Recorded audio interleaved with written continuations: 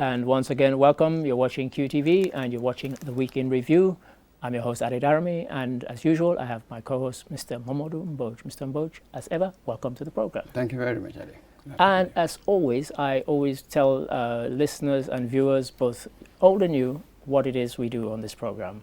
It is 10 stories that we look through that we've broadcast during the week just gone here on QTV, and we kick them around a bit, we analyze them a bit. And so you'll see that we'll go in some depths. We've got stories about procurement of ambulances. We've got stories about the army getting into farming. Lots and lots of stories. 5 stories in the first half, 5 stories in the second half. All of them exciting, I promise you. Let's get kicking. Here's the first one. The army, not the army, I beg your pardon, the government just announced the procurement of 80 ambulances. Have a look at this clip. The last time we were in Ker Ardo, the community birth companion was taking a pregnant woman to a health facility at night. They were on a donkey cart from the Ker Ardo to where the woman could deliver. Unfortunately, along the way, wolves started to attack them. And they couldn't go. They had to go back to the village, and then the woman delivered at home. The other one was at Nauleru. We were there. A similar thing. This time the pregnant woman was on a horse cart. Out of fear, the horse started to run at top speed with the pregnant woman on a horse cart. You can only imagine that. This is sad. So the president said that something needs to be done about this. And now we are going to have community ambulances stationed in those communities. There you have it. 80 ambulances, Mr. Mboj, bought by the government. I don't know about you, I will nail my colours to the mast. They're going to be across the country in every constituency, I think was said in the report. I was quite excited. What about yourself? Of course, same here. So there are 53 constituencies in that sense, really. Sure. So when you distribute, let's say, one each, so yes. it means I'm 27. It was a curious choice of words. It Constituencies. One would have thought regions. Sure. But still fine, of course. Sure. But what in the clip we've just seen there, we heard the minister, Dr. Amadou Lamine Sabate, talking about 2 quite horrific incidents. One was where a woman was being taken on a donkey cart, and then wolves started chasing, and they had to turn back, and the woman ended up giving birth at home. The other, similar incident, this time a woman on a horse-drawn cart. The horse got scared at night and spooked and started running at a terrific speed because it was scared, and again putting the woman's life in danger. And he said, when they became aware of those, government decided we have to act. This cannot be happening in the Gambia in this day and age. I mean, emergency health transport has always been a problem in sub-Saharan Africa. Let's be honest, when you look at all the reports, particularly when you go to remote areas. So in many ways, we have known about this. Indeed. So tell me that, you've had these sort of more immediate triggers, granted, but we've all known about this, and now maybe you're about to do something about it. Sure. Oh, absolutely, all of that laudable, but we've all known about this. And you can just imagine how many stories over the years. Sure. I suspect that this one story, you've got hundreds. Well, and I think such that's horror what he was. stories, I think that's perhaps thousands, yes. And I think that's what the minister was implying, because he Absolutely. said that these were ones that we knew about because we visited that specific health center.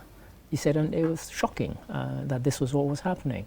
But to look at the other side of it, on this program and on others, I've mentioned the fact that, since the advent of COVID-19, we've been forced to actually bring in a lot more ambulances than we had. And now this, again, another crisis, sort of maternal health, because they want to reduce the incidence of maternal mortality in the country. We're too high up on the scale of that globally. This is something surely that's going to help, because we're talking now about community ambulances for specific communities. They're not having to depend on another community that might be using the one ambulance that covers 4, 5 or 6. They each have their own. Absolutely. So this is a key plank, as it were, because they'll have to do lots of other stuff before we really see the outcomes, the benefits that we want to see. Sure. It is a good thing, but over the years, Sure. what have been the criticisms, the issues about these public services is that how do you maintain it in the long term? Would you get the spare parts? Have you got the structure in place? Yeah. And this administration, they've got an opportunity for us to move away. Make a big change. Make a big change when it comes to implementation. We know that that is the key. But without the structure for the maintenance, the service for it to go on, unfortunately, we'll be excited today, but give it a year or 2 years, perhaps they wouldn't work. They must be banging on about this. Absolutely, and as you mentioned there, I think when we discussed it again, the point was, it kept coming up from my, some of our people in the office, they were talking about sustainability. And I said, well, actually, if you look at the kind of finer detail, apparently people are being trained to maintenance them, and people are also being trained to be paramedics who will be on board, which happens in many countries, and it's something new for us. But it looks as if, touch wood, that these plans are in place for its sustainability. Absolutely, and apparently we know that we've sent 16 health workers, for instance, to Turkey. Right. The training of trainers for the training of trainers is a fantastic idea, because when they come back they can train others. Then you have more of it. So absolutely, all of these things matter. But also, and the training of the paramedics, absolutely. But we also know that a lot of health workers tend to be reluctant, when it comes to going to the remote areas. That's right. So the notion of personnel would be something else. Sure. So what do you do?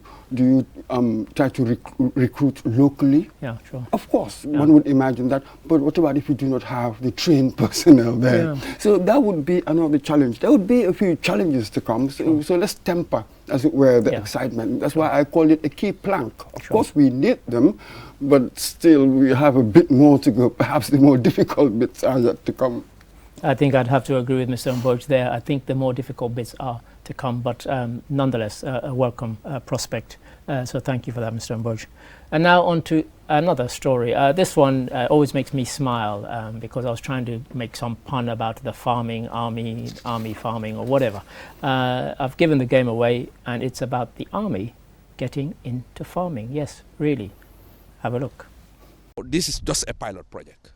And if we can achieve such results, it also goes to show that, our dream of going into, the agricultural value chain, precisely in the production of rice into the CRR, is also a feasible option.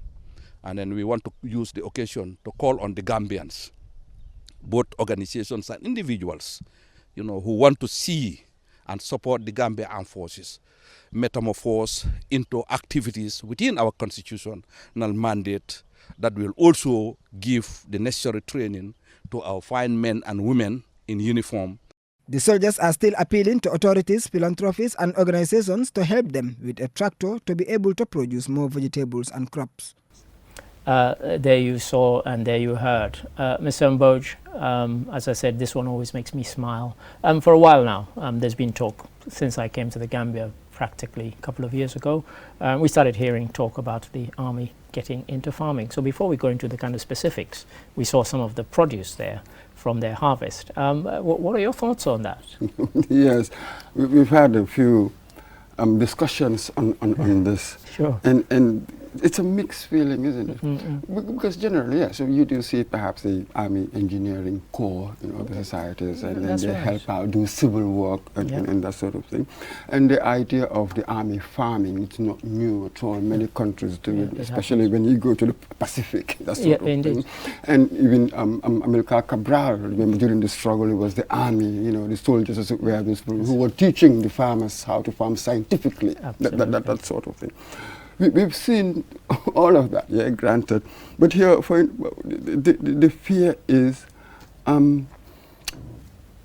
later on they complained that they had no tractors. That's right, yeah. That's it. So the funding, how well is it really, was it well planned, as it were? What is the long-term strategy? Would it have the sort of the right outcomes? Would it yield the right outcomes? Sure. Would it be properly managed? We've seen in all other sort of state sectors, the management is Is a poor. problem. We're trying to, I hope, trying to move away from more state bureaucracy towards the private sector. How do you make the private sector an engine of growth? Yes. This is when you give it so much of these things to do. And the interesting thing is when this was first mooted about 18 months ago, the army kind of batted it away by saying, yes, we hear what you're saying about state-run enterprises not being good, but we are the army, we are disciplined. And that was how they kind of tried to brush it away. But what I liked, I thought was interesting in the report we just saw, was the deputy CDS was talking about the big deal that was announced a while back with this foreign company. And he said, you know, we sent back because we didn't like certain things in the proposal, and we amended it and sent it back, and I think they're waiting to hear what happened next. So it gives you maybe a sense that perhaps they're scrutinizing it in a way where they want it to be workable and they want it to be sustainable. Yes, they're the army, they're disciplined. Where have we heard it before? We've heard it before, quite. I'm not going there. Yeah, quite. So even with this one, okay, so now what happens to the produce? Yeah, well, that was the interesting thing. They hope to sell and compete on the open market, but most of it they felt would be for feeding the army, because they said this would actually lessen the cost to the government of providing certain funds for feeding. It might go into their pay instead if they can feed themselves, because what we also found is that certain communities where you have military barracks have said they're willing to give them land on which to farm. So it seems as if in many places the communities are with them on this. Absolutely, but there must be sort of concept clarity as well. Sure. Is it to feed ourselves? Is it for commercial purposes? It seems what to be percentage, yeah. that's it, 1% of whatever is for this or Sure. is for that. So I'm not sure whether that has happened. And perhaps more broadly, well, they've started this scheme, but we know that we are embarked, as it were, on an SSR, yes, security sector reform. Yes. So how would it just automatically... No pun intended, feed into that. How would it feed into that? How would it feed into that? And yeah. we are going to have a new constitution sooner or later. Sure. What role would it want to give the army? So we are going through reform, a transition. There's a lot more we need to know. Sure. So they've started this scheme. I'm not sure how much they're going to invest in it. Yeah. I hope that future political accommodation would say that, no, actually, we don't want that. So I'm not sure whether this is the right time. Maybe the idea wouldn't be bad. We've seen it elsewhere. But I'm not sure whether in this process of reform, this is the right time you're going to start any scheme that you intend to be a long-term scheme. Sure. That's my fear. I think one to watch, Mr. Mboj, and in the meantime, we hope they'll send us some of the produce and we can sample them to find out exactly what it's like. I'm kidding. Now, for those of you who've just returned from Mars, you'll be pleased to be told that this year Gambia will be going to the polls to elect a new president in December specifically. Now, civil society organizations have played quite a key role in recent times in everything to do with Gambian life and politics. Have a look at this clip and we'll dig some more when we come back. Elections.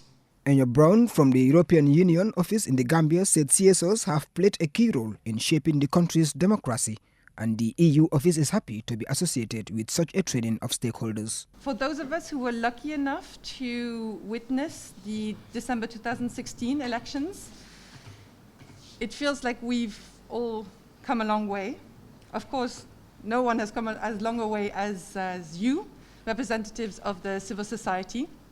Who would have thought 5 years ago that we would have civil society making headlines on a weekly basis in Gambian newspapers and on social media, of course, and on TV.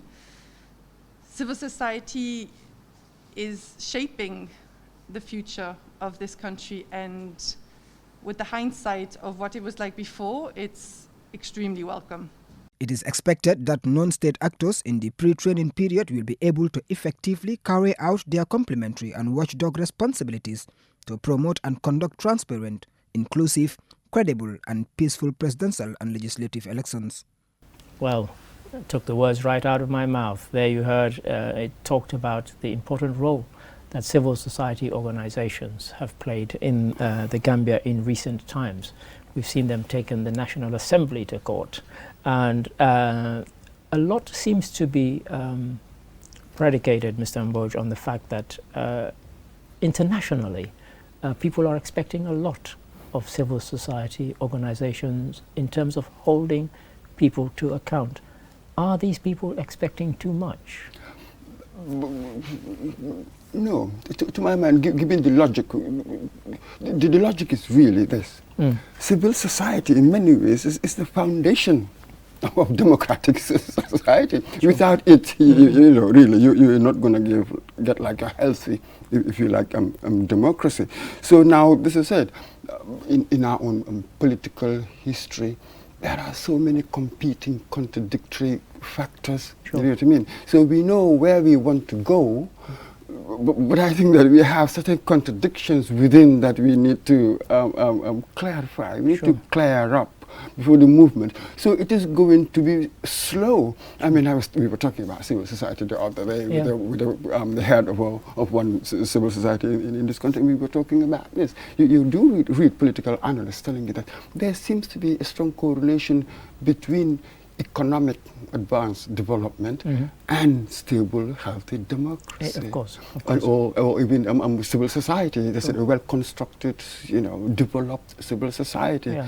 So without that economy, Yeah. it will affect the nature of civil society, even though we're doing quite well. Yeah, and in the clip we saw there, essentially the training was around election reporting, voter information, and also civic education. And when you, as I like to say, you scratch beneath the surface of that, what they were saying they wanted to see from these civil society organizations was that they take away all of these things from the politicians, because they're kind of implying that the politicians actually manipulate these things, you know, both, you know, the voter information, civic education, and they wanted people, civil society organizations particularly, to be involved in letting people know what their rights are and what they should demand of those who come seeking their votes. Absolutely, and here one imagines when they say civil society, obviously the media is part of it, because they say election reporting. Absolutely. Yeah, so the two in themselves will be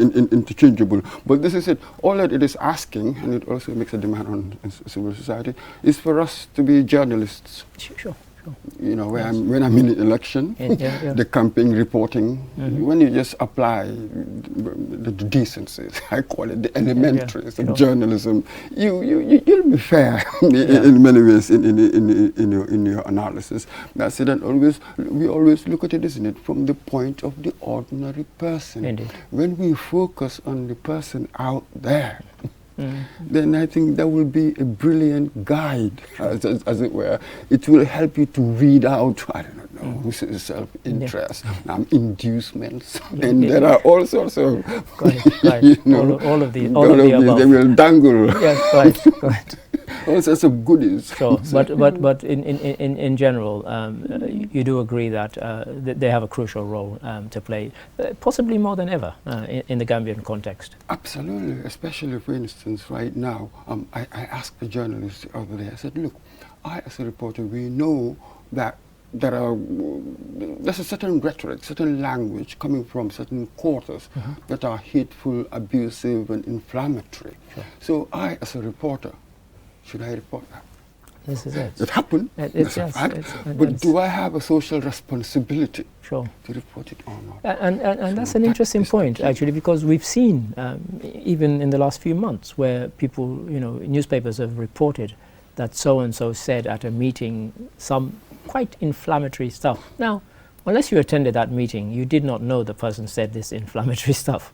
Suddenly, it's reported, and suddenly somebody takes a picture of the front page and possibly the article itself, and suddenly it goes viral. So people who had no idea, you don't even know if it was taken out of context, what the person said, suddenly they're all railing and ranting about that particular individual and what they alleged to have said. That's it. Value judgment. Indeed. In the reporting. Sure. And making a distinction between facts and commentary. Sure. Inflammatory, what does it mean? What does it mean? Whose judgment? Yes. What was actually said? Yes. So this is it. We are faced with a very complex, very interesting situation here, but so perhaps, be it in civil society or be it in the media, the practitioners are not quite... because if we take the example I've just given, a journalist might say, well, the reason I wanted to do this was to expose the person so you see the type of person they are. That's why I included the inflammatory words, so you might read it and say, I'm not going to vote for them. But of course, the alternative is somebody might be emboldened by the inflammatory words that this person has said. That's one thing, and that's not even good journalism in many ways. I will possibly ask others, if somebody uses inflammatory, I go back to somebody else, the person, the target of that, and ask, what do you think? So for me, it's merely to present. Sure. What has been said, not to make judgments. That is not the point of reporting. I cannot make that judgment at all. I have to leave it to people. That's right. So, I have to leave it to people. I think CSOs, you have your work cut out this year. You're going to have to earn your money. So thank you for that, Mr. Mboj. Now, when we started doing this, COVID started rearing its ugly head. And I always said, I hope one day soon it'll go away. Well, that one day soon doesn't seem to be anywhere close to being near. So recently there was an update from the Ministry of Health. Have a look at this. The ministry further highlighted that the vaccination has been conducted in all 7 health regions of the country and that more women have been vaccinated than men. We've seen CRR vaccinated about 10% of its population, and we know we're targeting a population of 18 and above. And LRR vaccinated 17.8% of its target population. And this is 18 and above. All those 18 and above. And North Bank East region vaccinated 11% of its population. And North Bank West region vaccinated 16.0%. URR vaccinated 10.9%, Western 1 being the driver due to population, vaccinated 9.5% of the population, and Western 2 vaccinated 7.6% of the population. There you heard a report there by Abibatu Sise, and what we heard in that report, which we heard statistics of all the regions where people have been vaccinated. The percentages, they're in the low. I don't think any of them reached the teens. They were like 11%, 12%, etc. And also, a kind of as an aside, more women than men have been vaccinated. I'm intrigued, Mr. Mboj. Why is that? Well, even when you look at the voter registration, more women, they seem to be more active socially, but get underrepresented in the corridors of power. Totally underrepresented. Unbelievable. So here and I think overall, nationally, isn't it, well, I've seen 10%. 10% nationally. Even though when I went online, there was a report that I read issued on the 28th of August or so, selling me 6.7%. Right. But this is why, remember Disraeli's 3 kinds of lies. That's right. Lies, damned lies, and statistics. Yeah, I'm also... you're tempted, and trust me, as somebody who worked in statistics before, I'll probably get arrested for this because I signed the Official Secrets Act.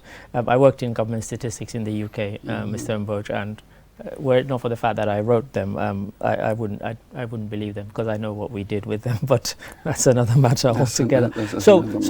There is this. But I mean, for the ones who are putting out the stats, Ministry of Health and this kind of trying to target this so-called vaccine hesitancy, they've got no reason to spin because we've seen at certain places the numbers of people queuing seems to have been going up, where before we would go to a center, and I remember famously we went there at 11 o'clock when they were meant to start getting vaccinations at 9 o'clock, and there were just 2 people waiting to be vaccinated. So, and yet recently we've gone to places where there have been 300 people queuing up. So there seems to be a turnaround, and we've discussed this before. Yeah, there's certainly a vaccine hesitancy. We all know that. Just go to social media or even have a chat with anybody, your ordinary Joe. I mean, you get that. But again, you also get the fact that there appears that things are improving. Sure, yes. There are more people going to get it. The queues got longer, as it were. So that is fantastic. And we've got also institutions stepping in. Yeah, sure. Now, the next question is not particularly scientific, and the only reason I ask it is because just before we came on air, I saw a report on the BBC where a teenager was saying that she wanted to get the vaccine, but her parents were against it and were actually actively refusing for her to have. Are you aware of that sort of? I know there have been some sort of familial pressure where you belong to a family where 9 people don't believe in the vaccine and you're the 10th one and you're thinking, you know, what do I do? Do I go and get vaccinated when my whole family don't believe? But this is it. I think even if I do not know any such example of it, I think there's a snapshot into a certain social dynamic. Sure. So one can just imagine it happening all over the world. Yeah, actually, this is how personal it is. So this is it. This is going to be very difficult. Imagine if you're of a certain age, and your parents sort of tell you, because I know that from here it's from 18 or so, but you know how we are like with our parents. I couldn't be even 30 if you're still a child under their parents. Exactly. So one can imagine such things happening. Sure. So what do you do? Are there any answers? Yeah. Imagine I'm 20 years old or something, and I wanted to take it as it were. Yeah. And my father says, what do I do? Do I follow my conscience? Do I follow my parents? This is a difficult one, but I know. Yeah, there's no right or wrong answer. Yeah. It's a very difficult one, but it just tells you that it just tells everybody else, you know, this is where civil society perhaps can engage, you know, with citizens, parents, kids. How do you talk about this? So this is where civil society will help. Sure. When the wider society knows what's happening, then perhaps they can help. Only they can address. Sure. No coercion, nothing like that can help. And we talk about civic education. This is a prime example of when there should be civic education. So perhaps civil society organizations need to get involved. And I just leave it to Ministry of Health. Yes, and be sensitive to what people are like and address it from that angle. Don't be imperious, coming to say your position is wrong. No, it never works like that. I think that sort of thinking also even infects how we talk about FGM, how we talk about all of these things. It builds up a resistance. It builds up a resistance. To what you're trying to do, even if it's for their own good. Absolutely. Because these people, these parents who even take their kids for FGM, they're not doing it out of malice. No. This is the key that we need to understand so that you will know how to communicate with them. They're doing it out of duty. Yes. Out of obligation. Sure. So if you want to deal with that, you have to confront them or talk to them, discuss with them at that level. Don't patronize them. When you patronize them, it doesn't work. So we need to find new ways of communicating. We still have, even though we talk about bottom up, yet we still have that top down attitude. Right. When we deal with people. I mean, just before we go on to the next one, which is our fifth story, I mentioned, I had a discussion with a colleague, and she was telling me that her mother didn't want to have it, and she didn't want her to have it either. And I said, in your life growing up, has your mother stopped you having any vaccine previously? And she thought for a second and said, no. I said, well, there you go. But anyway. That's the sort of engagement. And that's the engagement. Exactly. You know, that's what is needed. But thank you for that. And now, as I said, COVID-19 is not going away anytime soon. And it's made us change some of our habits. Many of them actually for the good, believe it or not. What am I talking about? Have a look. Since the disease was announced in the country, the health workers have advised what will save people from the disease. As the saying goes, prevention is better than cure. Auntie Fatou Sose, a businesswoman and a mother, said what she has seen on TV and other social media platforms is that the disease is no fake and people should not joke about it. We,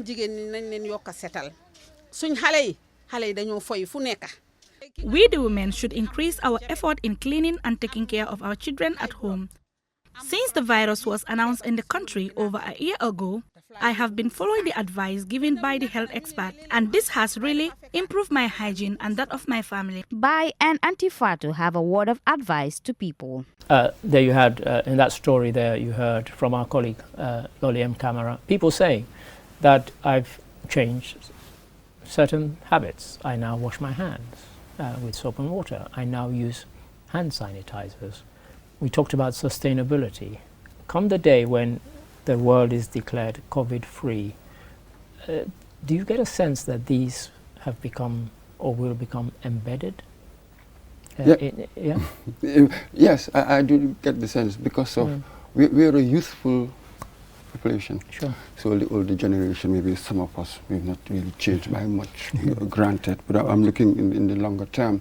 So now such notions of like hygiene, good hygiene, or climate change, it's part of the social ecology. Sure. They will grow up with this. So in the longer term, and now no longer that dictatorship we had where we couldn't discuss honestly on TV or in the media and that sort of thing. Sure. These are all part of the tools of the natural, cultural conversation. So I think all of these things have seeped through. Right. I cannot imagine even my younger brothers, my children, that sort of thing, in the longer term being quite like what you were. I'll tell you a sobering thought, and that is a very mischievous reason why I chose this story. I walked from our office on Kairaba Avenue down to the bank and back, and there were 4 shops which during the height of COVID-19 had a sign saying you need a mask and you have to wash your hand, and they had these buckets, drums with stuff to wash your hands. And just out of mischief, I went to each of the 4 on my way back from the bank. The drums were all empty. There was no water. There was nothing to wash my hand with. And one of them, I just said, "Oh, do I need to?" As your sign says, mask. He said, "No, you can come in." And I thought the complacency has set in, even as the numbers are still fairly disturbing. And that's really, I didn't want to kind of sort of trap you or anything like that, but this happened yesterday. Absolutely. Just yesterday. And it did actually shock me in a sense that, my gosh, we've already fallen into complacency and the damn thing's not even gone away yet. Why do you think that sort of fallen to youth? Talking about my children later on, I don't think they will have such inroads currently how we are, as it were. The conversation is on, but again, you will find others who will have changed. Sure. So it's always going to be a mixed picture. That's Some negative and others positive. And how do you influence the How others? do you influence the others too? That is why it's always a slow process with these things. It's just that sometimes some of us who are activists, we tend to be in a hurry. Yeah, quite. You don't build a nation in a hurry. You cannot. It has never happened. And it won't happen ever. Thank you, Mr. Mboj. On that slightly lighter note to the end of that, we'll take a quick commercial break, and when we come back, we'll have 5 more stories. So you know the drill, don't go away. The best product in town is back. QCell's MiFi router. Get the best MiFi in the country for just $2,800 and connect up to 15 users with 4G internet speeds and a long-lasting battery life. So rush now to any of our customer care locations and get the best for less while stocks last. For more info, call our customer care on 111. QCell, Senior Boss, the Gambia's quality network. We innovate, others follow.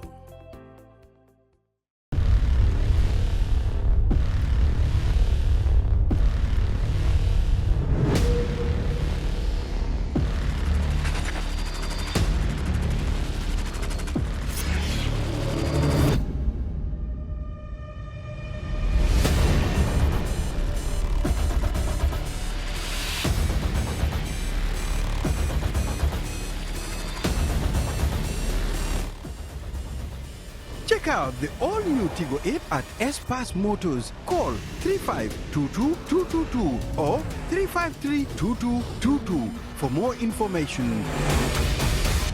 Cherry.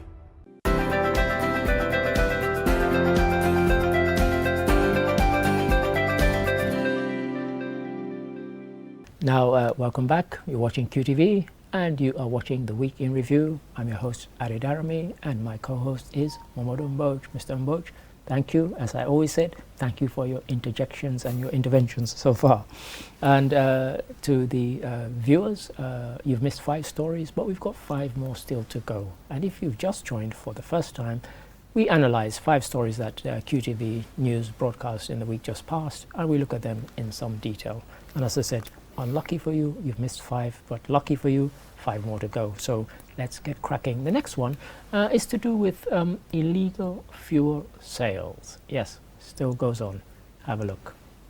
it's not worth it. First, the risk involved, and we will get you. I promise you, if you are dealing with these illegal activities, we are no longer going to accept or entertain it. It's enough. You don't regularize yourself, we will take the law onto you. Because something has to be done to stop this. First of all, the fuel and things they are selling is substandard. It's not gotten legally, how it came in, where they bought it from. Sometimes it's brought in by smugglers. And then on top of that, you are putting the lives of people at risk. Well, what can I say? I was going to say death and destruction, but luckily not on this occasion. But nonetheless, destruction. Mr. Mboj, people selling fuel illegally from homes, from the back. Why are their neighbours who are in danger not reporting people? Yes, perhaps they had not really thought about it and did do a sort of risk assessment. You know, so most of us were just so blasé about all sorts of things. And that was the first time, as I understand, even in our report, that in 2020 something similar happened. That's right. Well, we have to acknowledge that there's a certain breakdown for these things to be, you know, happening quite regularly. It's coming up, even to the extent that the authority, the body responsible for regulating it, has to come out and issue threats. That's right. We have something failed for it to mount to this. Yeah, I mean, because what they were saying is that you know, people don't know the bona fides of what they're buying. It can be contaminated. It could damage their vehicles. Pardon me. And they were saying that we're going to crack down. You know, in the report we just saw there, we're going to crack down. We're going to come down hard. But you said, you know, there must have been some sort of failure. And of course, they say, you know, if you're not licensed, then you should not be selling. But what I'm intrigued. If I'm living in a house and I see motor cars and lorries pulling up next door to buy petrol or fuel from my neighbor, I'm going to inform the authorities, because if anything happens, as happened in the recent incident, my life could be in danger. I could be killed, and many others could be killed. So why are people not being more proactive in reporting this? What's stopping them? That is precisely it. But this is it. Here we come again. I mean, an Adi would do that. Fatu, Mariama, Keba. You know, so wouldn't. Yes. How do you have sort of uniform? That's right. There isn't that culture of culture, exactly. Because they'll say, oh, you know, he's my neighbor, and you know, he's making a living from this. I don't want to jeopardize his living, his livelihood. So you know, let him carry on. And there's even something else, a sort of a more sort of metaphysical argument, such that, well, whatever was to go wrong will go wrong. What's in God's hand? You know, even if you have sort of like an Ade coming to tell you about the risks you're taking, somehow you will manage to explain it away and say, well, if an accident is supposed to happen, it will happen until in God's hands. Sure. So you have this metaphysical way of thinking, of looking at things that sort of undermines the more rational elements. We've got the rational elements, but again, they're always in contention, as it were, with this metaphysical stuff. And then tragedy strikes us. Reality is a different kettle of fish, you know. As you rightly said, tragedy can strike. Luckily, in this most recent incident, there was no fatality, so thankful for that. But thank you, Mr. Mboj. Now, on to something else. Climate change has affected us, and we've seen, you know, how the climate crisis is affecting many countries, including the Gambia. Well, in some communities, people are doing something about it with help. Have a look. The project was launched on Saturday at Suarekunda in the North Bank region, a community that was one of many severely hit by the recent windstorm. In support of its climate change mitigation ambition, the community residents turned out in their numbers. The $200,000 project is targeting 30 communities in the North Bank region, and the Gambia Red Cross Society is an implementing partner. I'm smiling because what I liked about that video, Mr. Mboj, was the fact that we saw members of the community really, they seemed really up for it, really pumped up, engaged. Yes, it's the UNDP and their partners, including the Gambia Red Cross. We saw and heard from somebody from the Red Cross there. But the community seemed to really have embraced this fact that, you know what, we're doing this to actually save our own lives and our own property if we build forests that actually act as windbreakers. Yeah, well, absolutely. But what the community didn't know, I think, or maybe they had not reflected on, is that really they're going back to their roots. Yeah. The notion of Tecito, that we had something like that, was not simply about self-reliance, but tree planting was part of it. Right. I remember 70s, 80s, sometime Independence Drive in Banjul. Right. I remember this craze for tree planting. Yeah. So culturally, it was always here. It was always here. Yeah, but something happened along the way, then we became alienated from it. So when I looked at it, it seemed familiar. Yeah. You know what I mean? It's normal for me, actually, growing up without that period. And in the sort of immediate period before this program, there was yet another windstorm on Friday the 3rd of September. And a colleague of mine was saying that one of the things that he's really pleased about is that the community where he lives, just around Brikama, he said there's a huge forest. He said, so every time he hears about these terrible windstorm, he said the fact that they've got really sturdy trees, he said there has not been a single fatality, there's not been a single house where there's, because some of the houses, because they're poorly constructed, the violent winds and the rains have ended up destroying them. And he said, it's only when they started happening that he really valued the fact that they had this forest right by where they lived. Absolutely. Yeah. That's exactly it. Yeah. Somebody was telling me the other day, the person had traveled to the North Bank region and said, Right, couldn't believe how bare that place was. Yes. I mean, when he was a kid as well, there were trees all over the place. Sure. And suddenly, so this is it.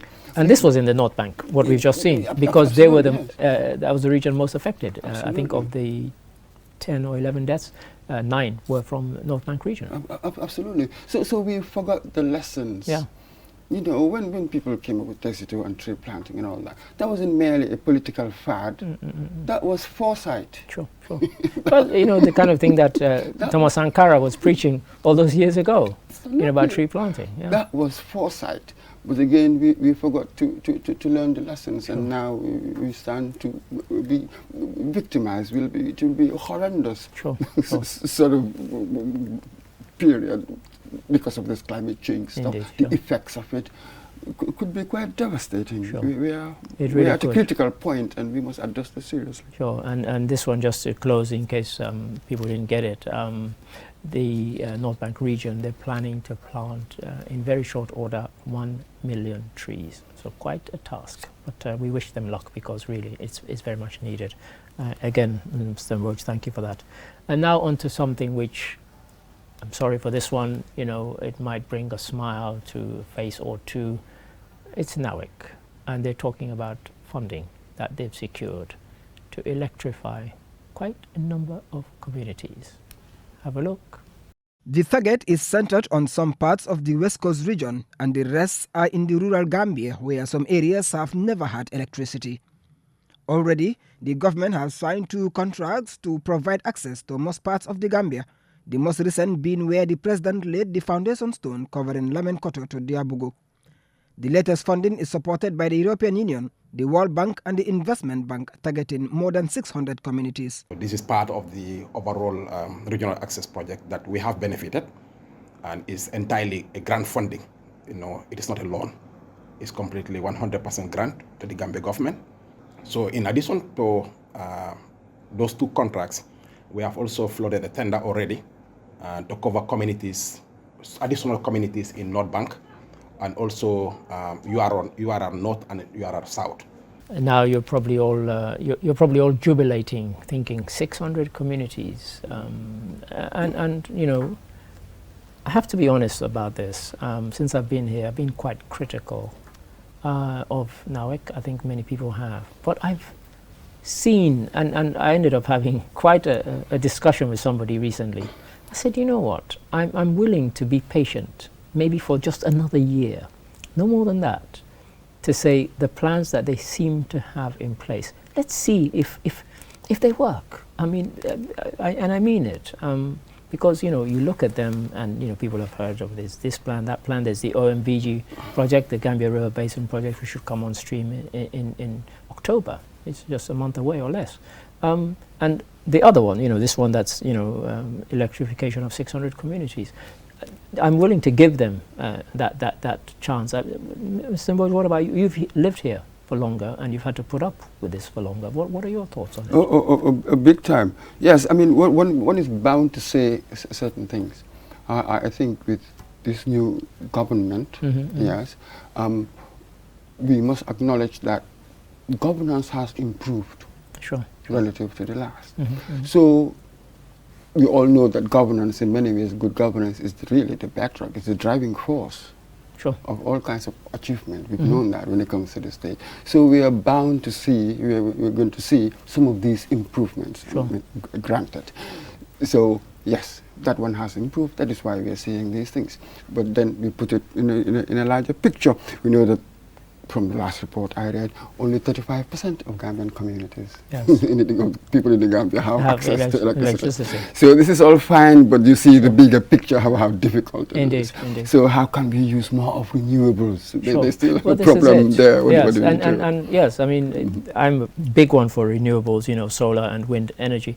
And what this seems to be kind of trying to build some of that into it. Because, and what was good about it is the fact that it's not just a proposal. They have actually secured the funding. We heard there from Nani Juara.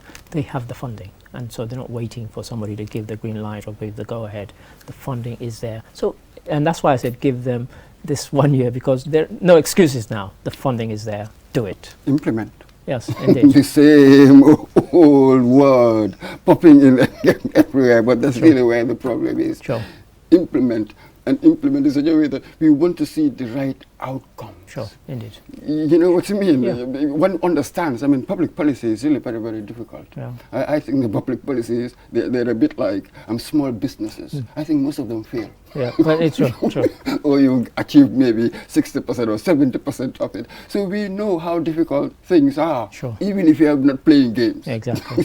See, when you're playing games, and that will make it much more difficult. But imagine if we were all honest, things will still be extremely difficult. Absolutely true. Thank you for that, Mr. Mbowe. So we've got a few more minutes and we still got 2 stories, so let's get cracking. The next one and the next 2 really we might not spend, or we don't need to spend that long on.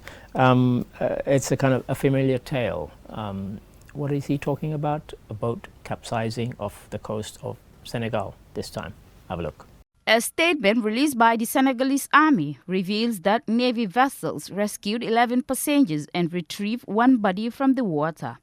The search began after they received an alert that a boat had overturned 35 kilometers from the estuary of the Senegal River. Those rescued included Senegalese citizens and Gambians, according to the Senegalese army. This is the latest tragedy in a country where thousands have tried to move to Europe.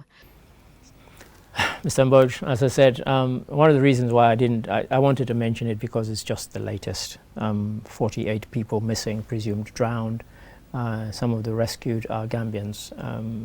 I suspect we'll be visiting this story or something like it in a month or 2's time, and a couple of months after that.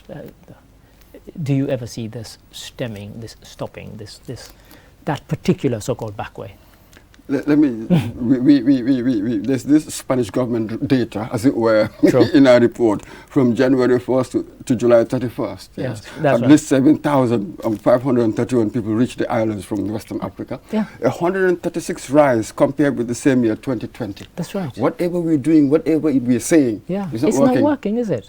I mean, it's a rise. I showed this because, I really genuinely want to shock people who might be considering this, that it's a big gamble that you're taking for some pie-in-the-sky idea. Absolutely. We face a really difficult sort of scourge. One can even call it a scourge. What do you do? It seems at this point there must be a serious, patrolling of our seas. What else?